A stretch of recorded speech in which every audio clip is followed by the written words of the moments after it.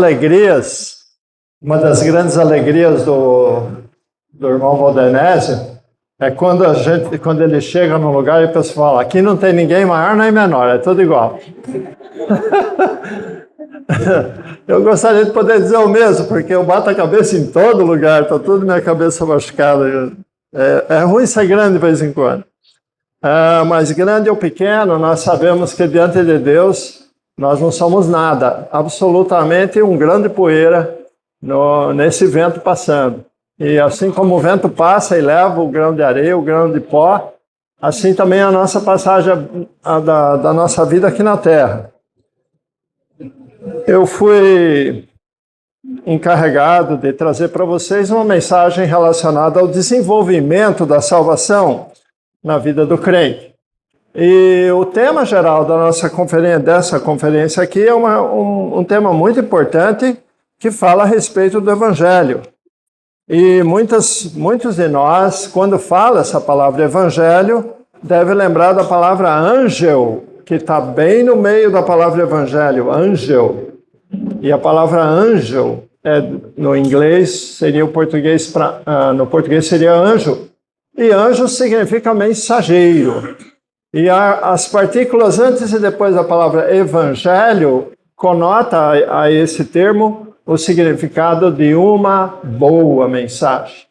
E é verdade que nós ouvimos essa boa mensagem de várias formas até agora, praticamente nos hinos que foram cantados, nas pregações anteriores e posteriores, tudo fazendo parte da grandiosa salvação que nós recebemos do nosso Senhor Jesus Cristo.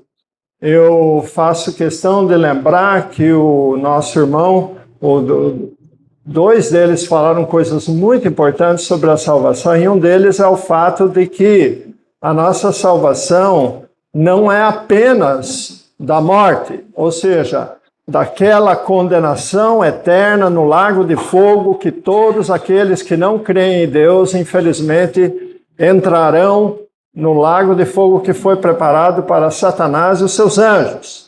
Infelizmente, muitos seres humanos estão indo nesse destino porque não quiseram receber a verdade, não quiseram receber a palavra de Deus. A palavra de Deus é a verdade. Então, a palavra de Deus nos diz também que conhecereis a verdade e a verdade vos libertará. Mas libertará do quê? Liberta da mentira que a gente é vítima quando nós escutamos o inimigo. Porque o inimigo, segundo João capítulo 8, versículo 44 e 45, ele é o pai da mentira. Então, logicamente, quando os seres humanos são vitimados a escutar a palavra que vem do pai da mentira, ele invariavelmente vai negar a palavra de Deus e vai se filiar ao maligno, porque o maligno oferece as coisas que a nossa carne gosta. O maligno ele oferece os caminhos que a nossa carne aprecia. E a palavra de Deus diz que a carne não pode agradar a Deus. Então, é muito importante para nós percebermos que desenvolver a nossa salvação não é apenas tomar consciência e mesmo até acreditar que Cristo morreu para pagar pelos nossos pecados. Mas, Bernardo, essa é a simplicidade do Evangelho, segundo 1 Coríntios 15, 3, né? Que Cristo morreu, foi sepultado e ressuscitou ao terceiro dia, segundo as Escrituras. Essa é a síntese do Evangelho. Então, o que você está falando, Bernardo?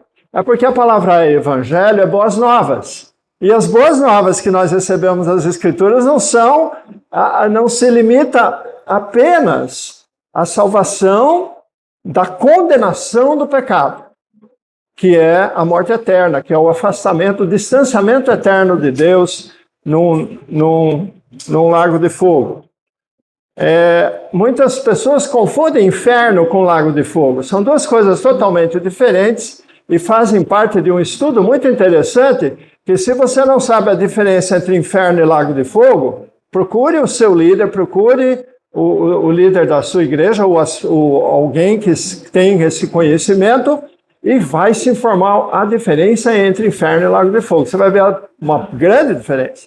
Mas nós não estamos aqui para falar sobre isso hoje, e eu gostaria de passar aos irmãos uma reflexão a respeito da palavra que está lá em 2 Timóteo 3, 2 Timóteo 3,16. Nessa passagem, que é muito importante, o que diz? Toda a Escritura é divinamente inspirada e proveitosa para ensinar, para repreender, para corrigir, para instruir em justiça. Para quê? Próximo versículo, por favor. Então, no próximo versículo, nós encontramos para que o homem de Deus seja perfeito e perfeitamente instruído para toda boa obra. Logicamente que isso envolve uma escola, isso envolve um curso, isso envolve aprendizado, isso envolve aprender muitas coisas.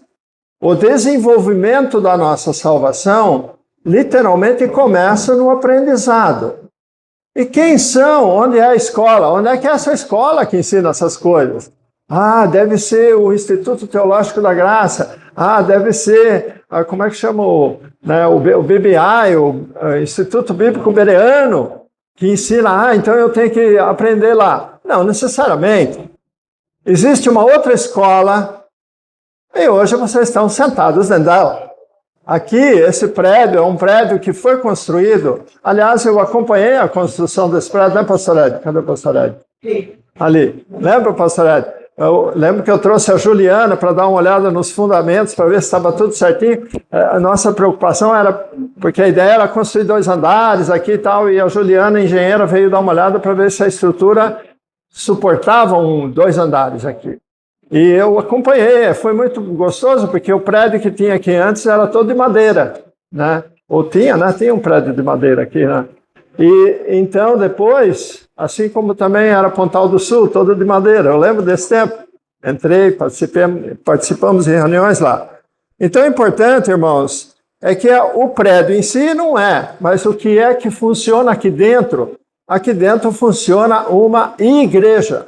Aqui funciona o que a Bíblia define, a palavra iglesia, na eclésia do grego, ela gera a palavra iglesia no espanhol e gera a palavra igreja no português, que a palavra eclésia significa isso que nós estamos fazendo aqui, está todo mundo ajuntado aqui. Esse ajuntamento de pessoas é a definição exata da palavra igreja.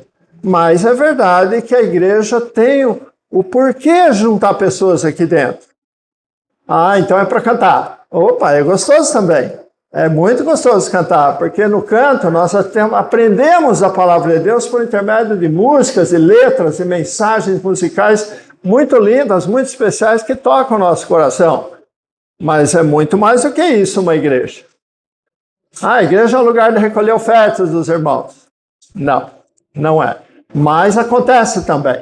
A igreja, irmãos, é o lugar onde nós aprendemos. Porque a igreja tem a sua principal função, volta aquele outro versículo, toda a Escritura é divinamente inspirada. A Escritura, a palavra de Deus, ela deve ser veiculada na igreja. Esse é o principal papel da igreja, veicular, trazer a cada um de vocês a palavra de Deus. Vamos abrir em Efésios, no capítulo 4, versículo 11. Eu nem vou folhear aqui, que vai voar tudo, meus papéis. Então, ela já está articulando ali para mim.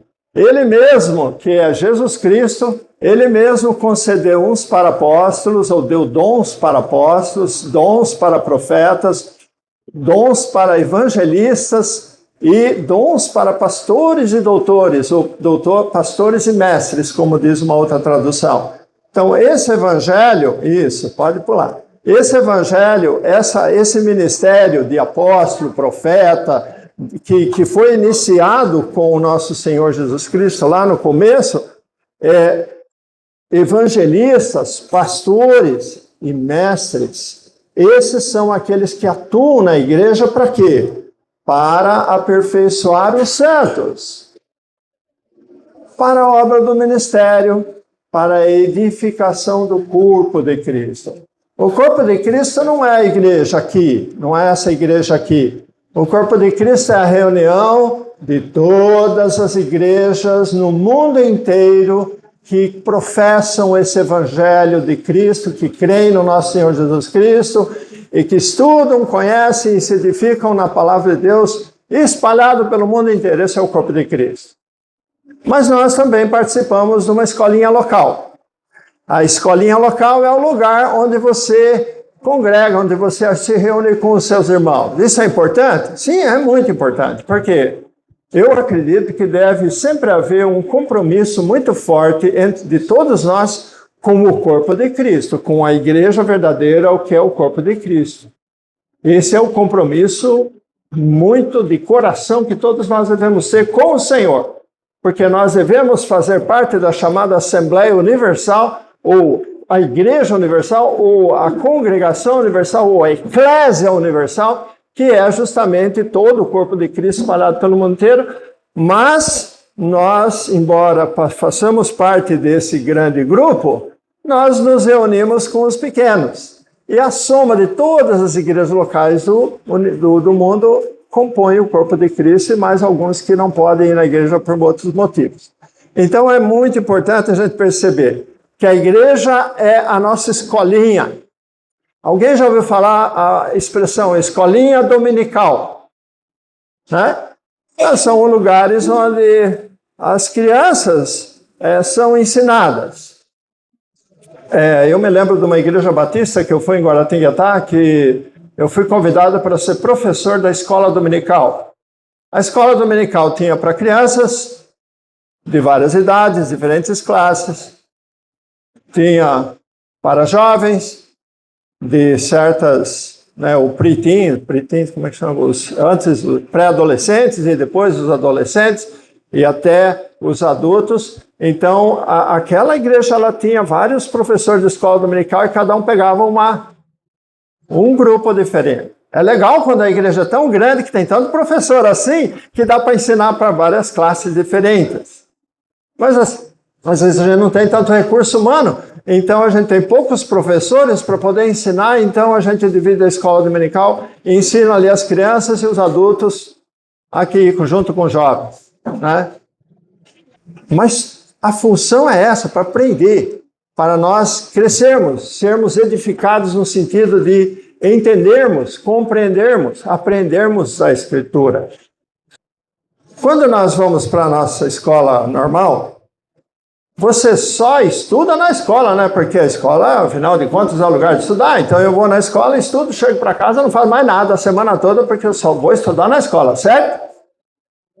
Maus alunos pensam assim, né?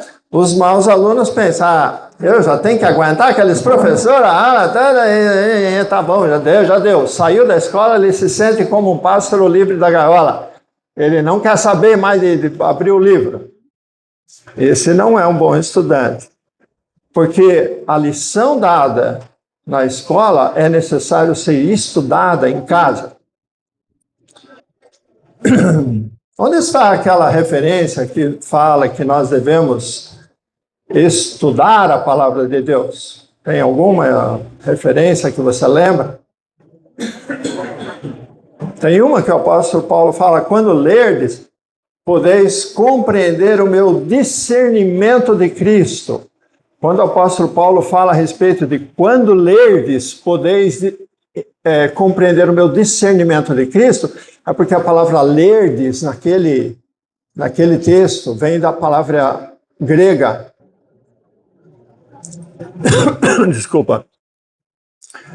Análise. A palavra grega análise, essa é uma palavra grega.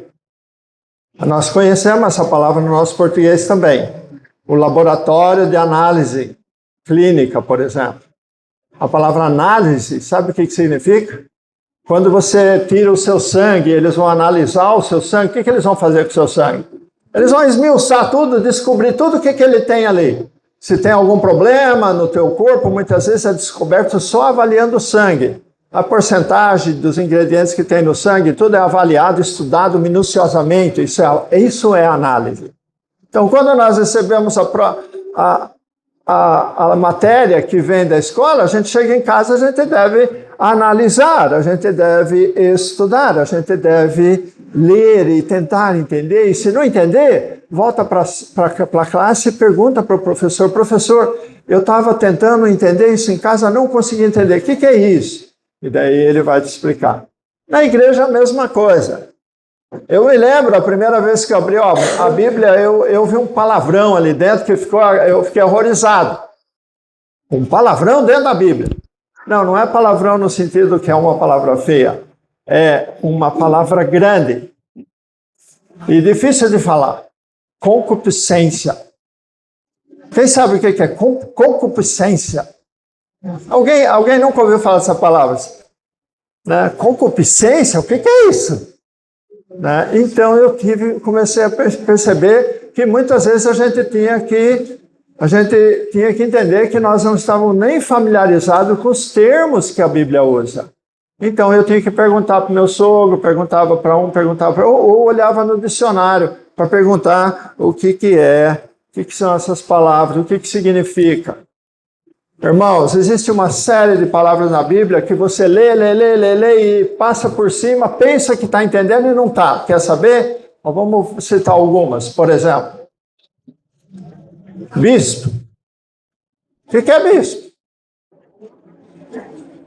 Bispo. O que é bispo? Diácono. O que é isso? Batismo. O que significa essa palavra?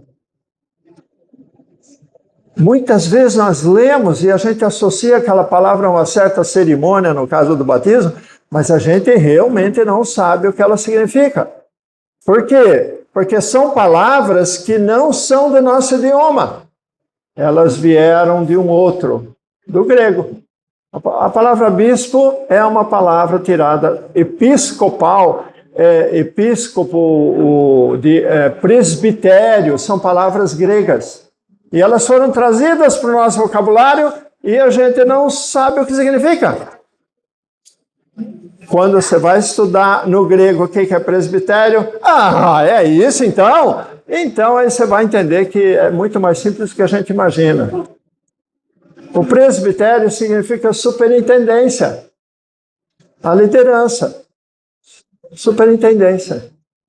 Bispo é uma palavra que está relacionada ao supervisor, ou ao presidente, ou uma pessoa que está exercendo um cargo de liderança, exercendo uma liderança ali, não necessariamente cargo, mas exercendo uma liderança ali. Diácono, a palavra diácono vem da palavra servo. Então, diácono é o cara que serve, é o cara que ajuda na igreja, faz de tudo um pouco, faz de tudo. Diácono.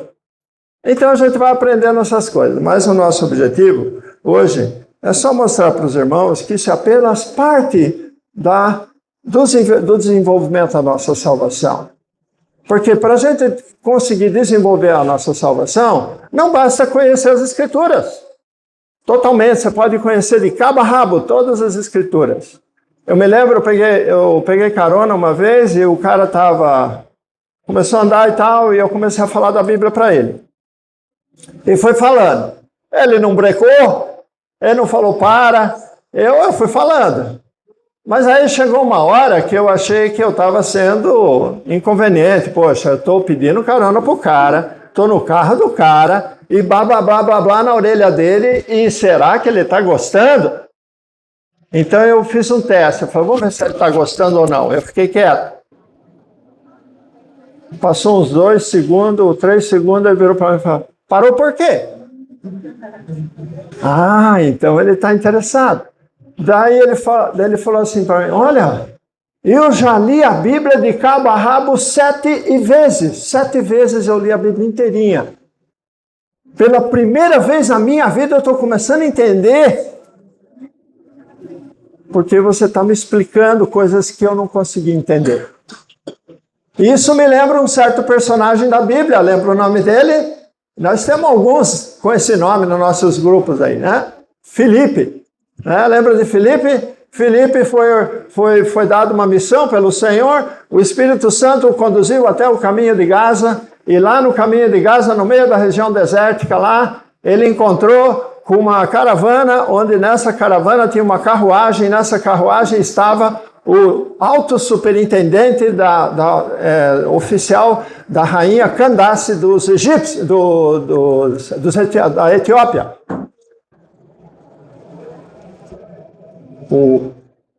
Um oficial, gente do alto escalão da Etiópia, da rainha da Etiópia. Ele tinha ido a Jerusalém porque ele simpatizava com Deus de Israel, ele era o que a gente chama de um prosélito. Ele gostava do Deus de Israel, não era israelita, mas ele gostava do Deus de Israel e veio até Israel e conseguiu comprar, ou provavelmente encomendou, mediante um bom dinheiro, ele encomendou um pedaço do livro de Isaías. Alguns de vocês já sabem até o capítulo que ele estava lendo, né? Qual era o capítulo? Como? Isaías, mas qual o capítulo? 53. Então, ele estava no capítulo, e ele não estava entendendo patavina, ele estava lendo aqui e não entendia. Muitas vezes nós estudamos a Escritura e não estamos entendendo. Então, é importante que Deus, ele enviou um homem e pelo poder do Espírito Santo, Deus trouxe entendimento àquele homem. E ele saiu dali feliz da vida. Ele provavelmente nem se assustou quando ele viu que Filipe tinha desaparecido. Né? Literalmente, Filipe sumiu. Filipe veio se achar em Azoto, ele foi transladado. É um teletransporte fantástico, mais moderno que existe, já tinha naquele tempo. Né? Não foi trem-bala, não. Ele foi transladado por Deus e dali do lugar onde estavam até a cidade, um lugar chamado Azoto, que fica lá no litoral perto da Cesareia, lá do Mar Morto. Então, Mar Morto não, Mar Mediterrâneo. Então, irmãos, quando nós pensamos nisso, ler as Escrituras, é necessário que haja um trabalho feito por alguém para elucidar as nossas mentes e corações. Esse trabalho não é feito pelo Bernardo, pelo pastor Manuel, pelo pastor Valdenésio, pelo pastor Édio, ou qualquer outro dos irmãos que já está escolado e tem conhecimento. Não é esse que faz esse trabalho. Esse trabalho é feito pelo Espírito Santo. Porque por mais que eu possa desenvolver uma didática uma didática e uma eloquência muito boa, como o Apolo da vida, né, ser muito eloquente, o Apolo era eloquente, mas ele era cheio do Espírito Santo. O Espírito Santo é que vai fazer a obra de trazer ao nosso entendimento o discernimento espiritual. Porque o discernimento espiritual é discernido espiritualmente. Isso não é o nosso trabalho, é o trabalho de Deus. Então, como o apóstolo Paulo fala em Colossenses capítulo... Deixa eu ver a passagem aqui.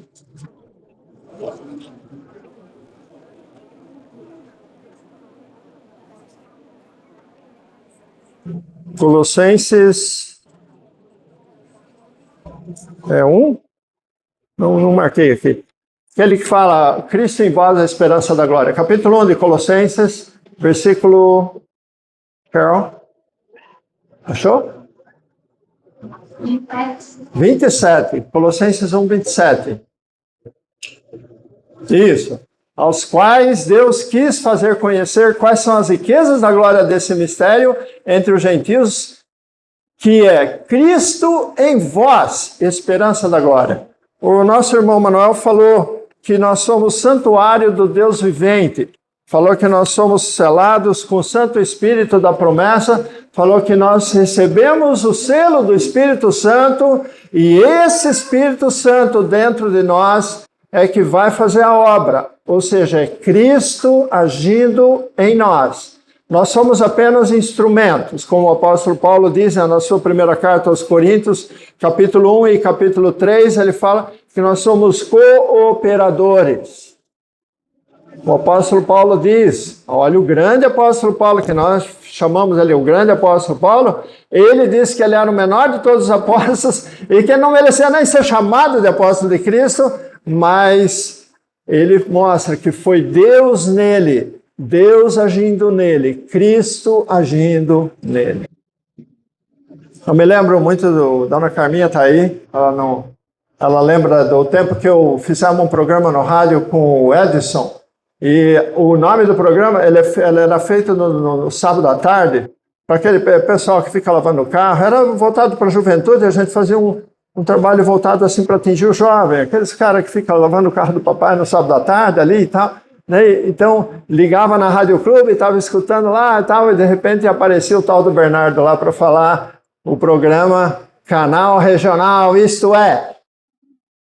A palavra canal regional, isto é, era apenas uma forma, você usava só o C, canal regional, CR, isto é, fica Cristo é.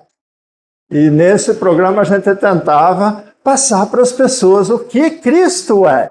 E a gente passava então o Evangelho, falava muitas coisas da palavra de Deus. Eu já participei de um outro programa junto com a Dona Carminha, dessa vez. É meio suspeito o nome do programa para eu estar participando lá. De Mulher para Mulher. Participei. Várias vezes a Dona Carminha me chamou para a gente fazer um podcast à moda antiga, né, dona? Um podcast à moda antiga, eu chegava lá na rádio e a Dona Carminha me entrevistava e me perguntava um monte de coisa e eu preparava muitas coisas para levar para o programa para compartilhar. Muitas vezes, quando eu saía da rádio, tinha gente lá fora esperando para me perguntar coisa e falar comigo. Me lembro de várias pessoas que foram até a rádio para depois, quando terminasse o programa, me perguntar para mim.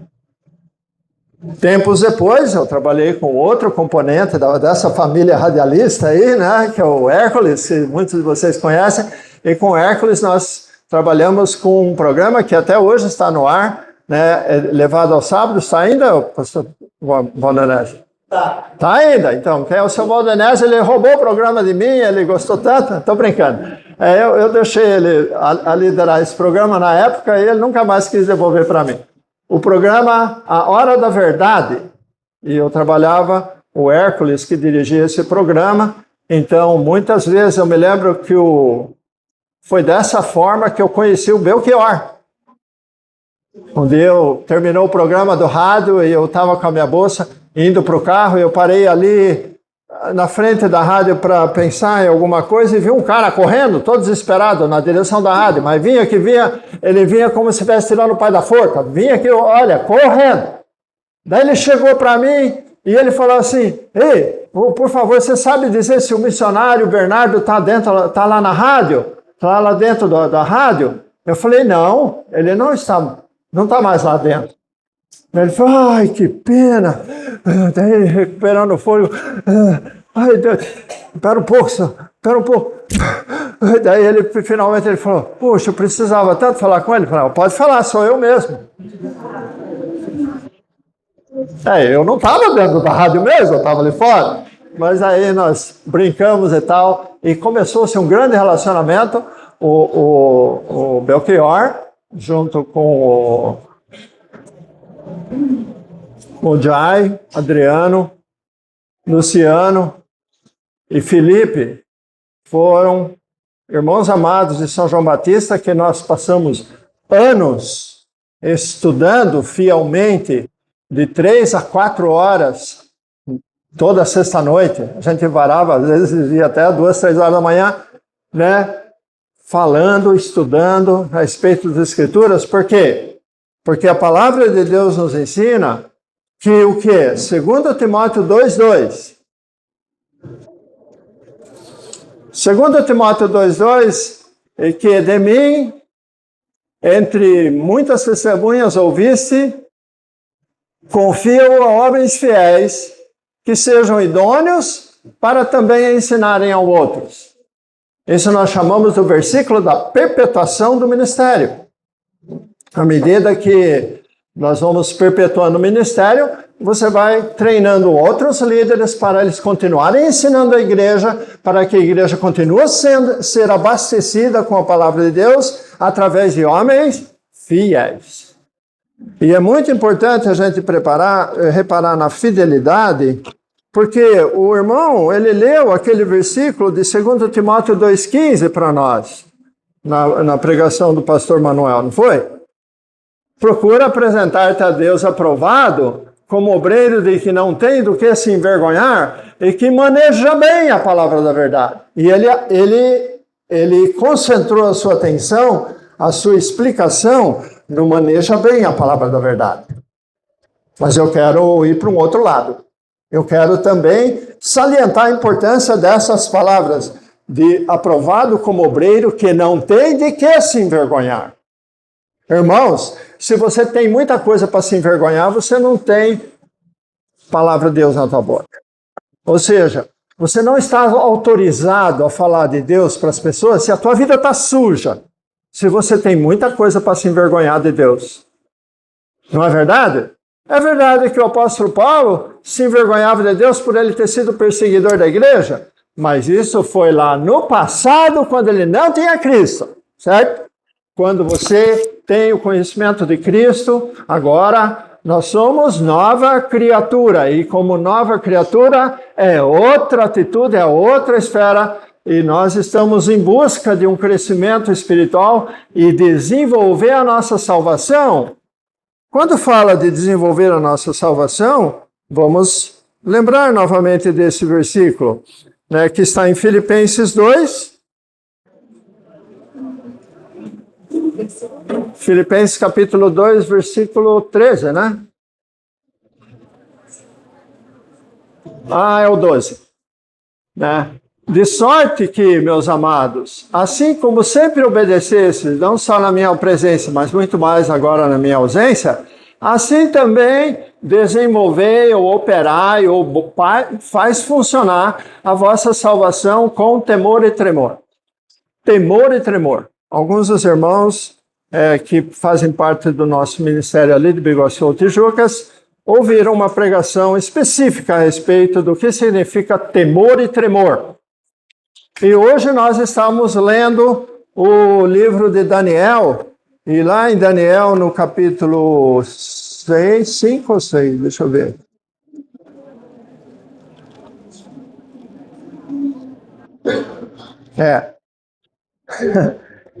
Aqui vocês vão entender o que eu estou falando, o que é tremor, né?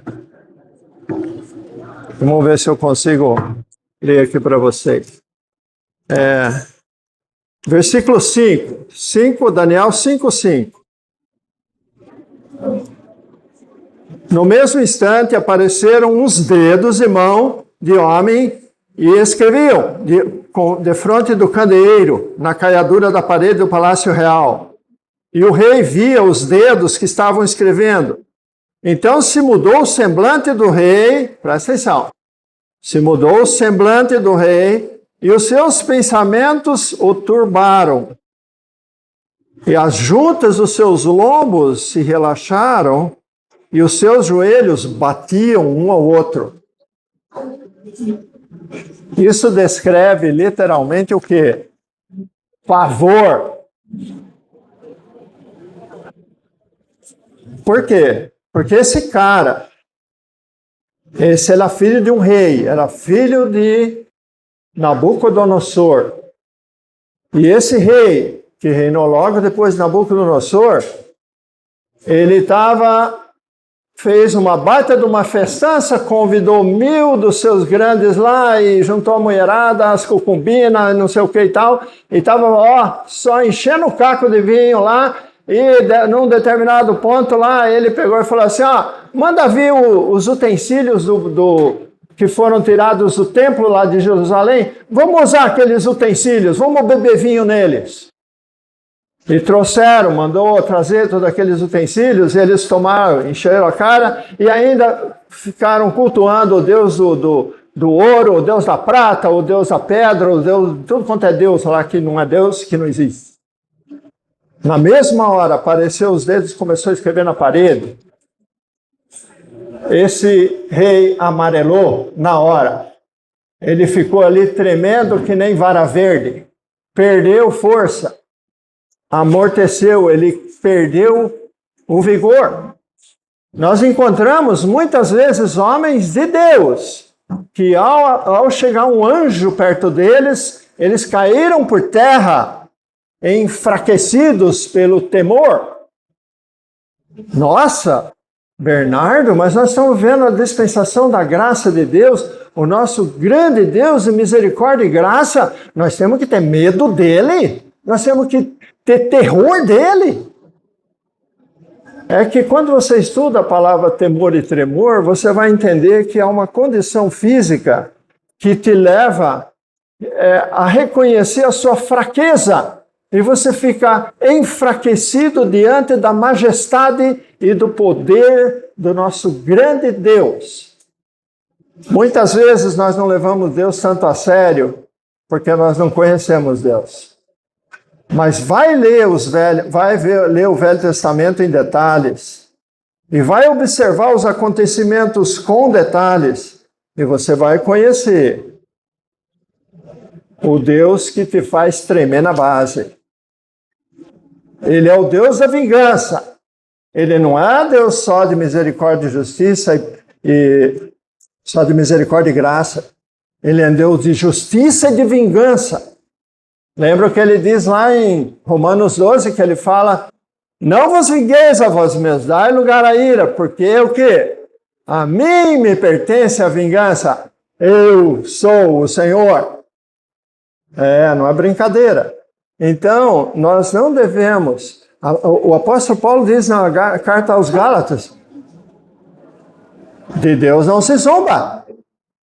Então, irmãos, quando nós olhamos para essa perspectiva, quando Deus fala a respeito de desenvolver a vossa salvação com temor e tremor, é o seguinte: um filho que é amado pelo pai e que ele é tratado pelo pai como um verdadeiro filho, esse filho conhece dois aspectos do seu pai.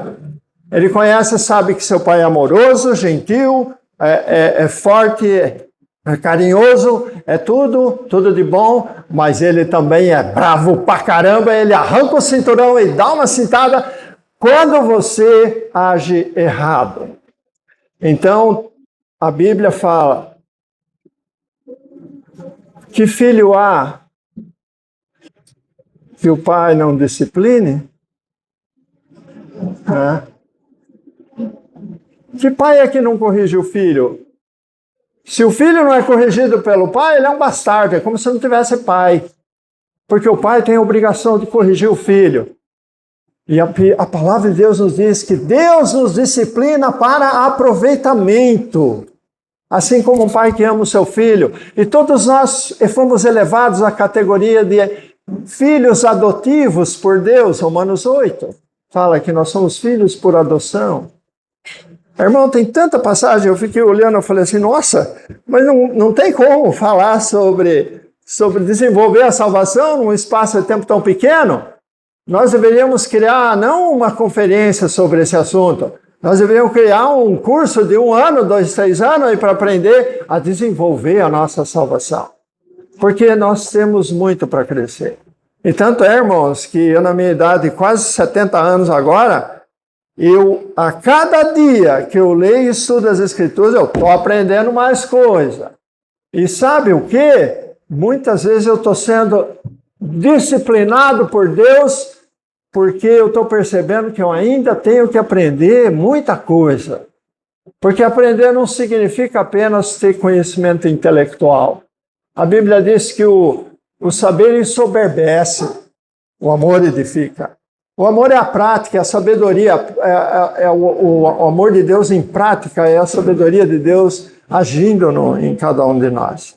Então, irmãos, está quente pra caramba. Se eu já estou fervendo aqui na frente com o ventilador, imagine vocês que estão cozinhando aí atrás. Eu não devo desenvolver todo o programa de desenvolvimento da nossa salvação, mas eu gostaria simplesmente de lembrar de um versículo que me impactou muito durante muitas vezes na minha vida, que fez parte do meu crescimento. É 1 Coríntios 10, versículo 32, 33 e o capítulo 11, versículo 1. Então, esses 3 versículos, mas acho que vamos por partes, né?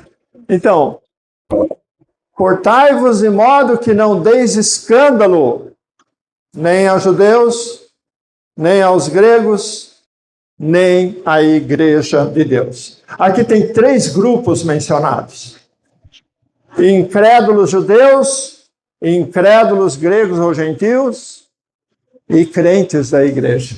Porque quem é crente não é nem judeu nem gentil. Quem está em Cristo é nova criatura, é outra história. Mas nós somos incumbidos, tudo bem, nós somos incumbidos de não ser motivo de escândalo, não ser uma pedra de tropeço.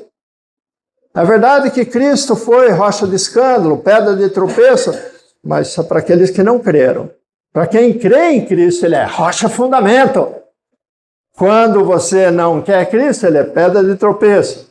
Mas você não deve servir como pedra de tropeço para fazer um gentil se escandalizar de Cristo, ou um judeu se escandalizar de Cristo no sentido de você dar mau testemunho, e muito menos a igreja de Deus. Próximo versículo.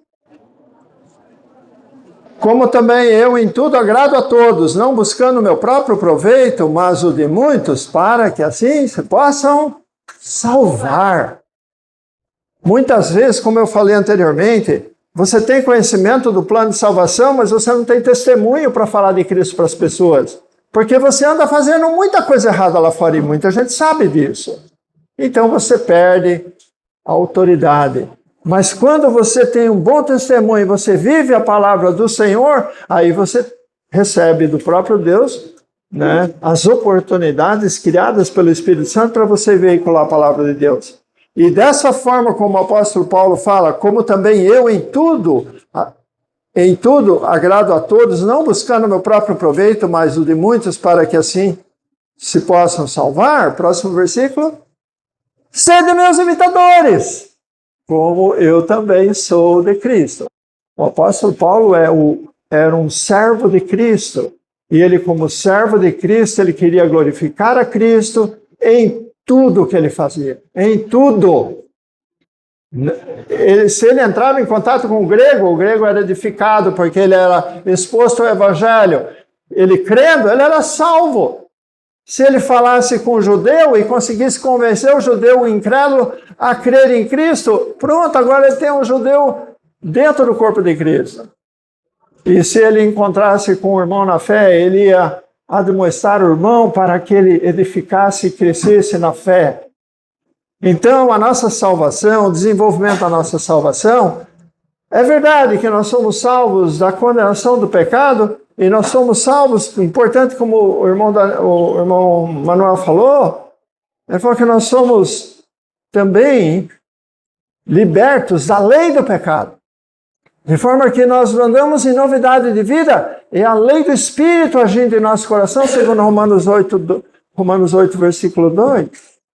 Então nós, de fato, somos salvos duplamente, somos salvos da condenação eterna e somos salvos da escravidão do pecado.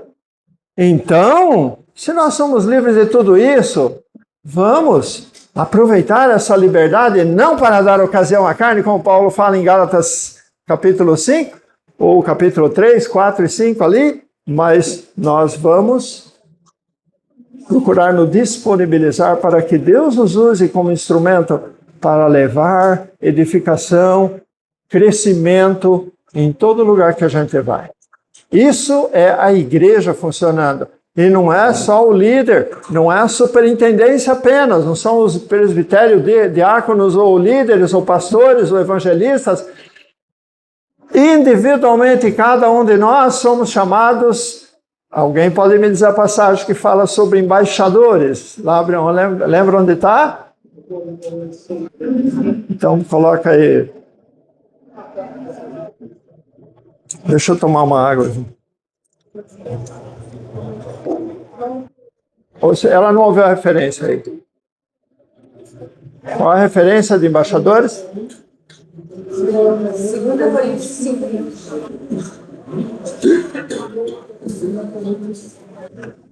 De sorte que somos, é 2 Coríntios 5, né?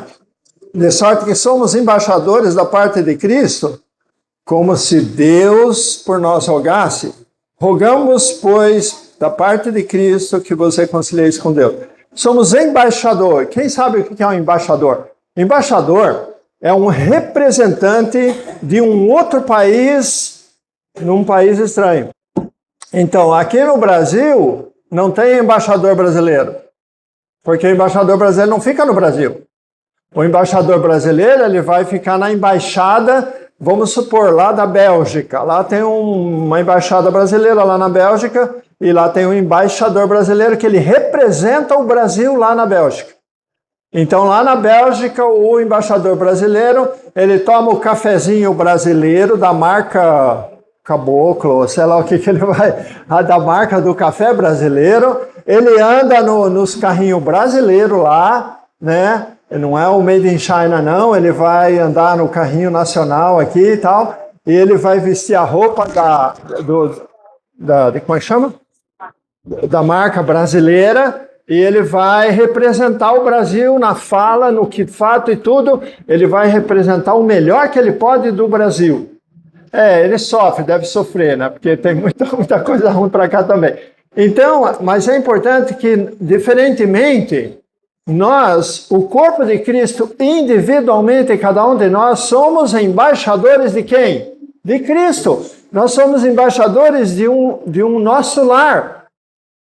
Quando eu comecei hoje, eu queria começar com a seguinte pergunta. Você tem um lugar no céu? Amém. Você tem um lugar no céu. Tem mesmo? Está lá? Você tem um lugar lá mesmo? Você já está lá. Posicionalmente, você já está sentado nos lugares celestiais junto com quem? Com Cristo. Então, se você o seu mundo, a sua pátria, ela não está nos céus, ela é os céus. A sua pátria é o lugar onde você vai viver na eternidade. Aqui é só um pedacinho da eternidade que resta para nós. O resto da eternidade nós vamos viver lá. E lá é o nosso lugar, sentado juntamente com Cristo. Ele nos assentou para mostrar nos séculos vindouros a suprema riqueza da sua graça. Efésios capítulo 2, versículo... não lembro agora de cabeça. Então depois vocês veem lá. Muito importante, irmãos. Você tem um lugar no céu?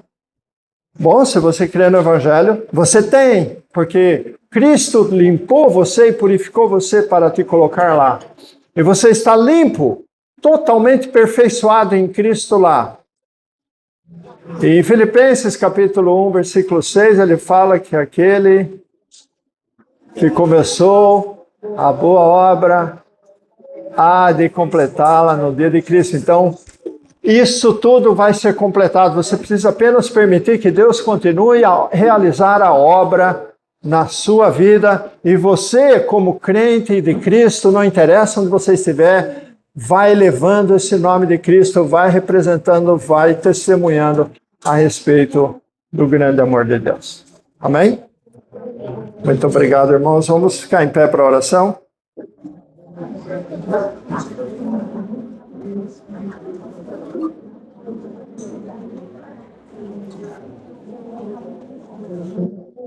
Nosso grandioso Deus e Pai, nós te agradecemos, Senhor, pelo grande privilégio de podermos estar aqui hoje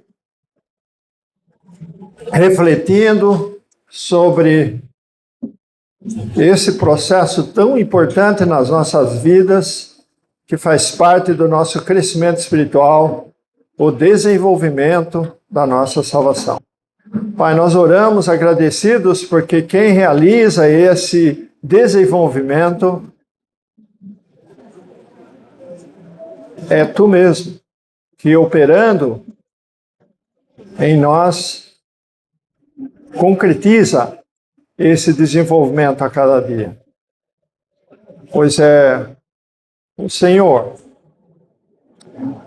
que tanto efetua como realiza todas as coisas em nossa vida segundo a Tua boa vontade. Oramos a Ti para que não sejamos um empecilho, não sejamos que nós não possamos impedir que o Teu Santo Espírito realize a boa obra em nossas vidas.